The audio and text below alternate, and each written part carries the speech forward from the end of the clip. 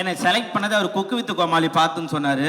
அப்பயே தூக்கி வாரி போட்டுச்சு. என்ன ஸ்டோரி ஃபுல்லாக சொல்லிவிட்டு உங்களை நான் குக்கு வித்து கோமாளி நீங்கள் பேசுகிறது உங்களோட டைமிங்கு கவுண்டர்லாம் சூப்பராக இருக்கும் சார், அதான் செலக்ட் பண்ணாங்க. சரி சார் டைலாக்லாம் எப்போ சார்ன்னு, இல்லை சார் இந்த படத்தில் டைலாக் எதுவும் உங்களுக்கு இல்லை சார், நீங்கள் வந்து இதில் வந்து பேச மாட்டேங்கினாரு.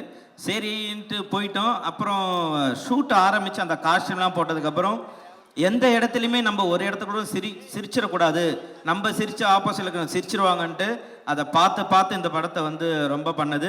இந்த அவார்டு எனக்கு மட்டும் இல்லை, என் கூட இந்த 1947 நடித்த அத்தனை பேருக்குமே இந்த அவார்டு தான். ஏன்னா அதில் எல்லாருமே அவ்வளோ அழகாக உழைச்சிருக்காங்க.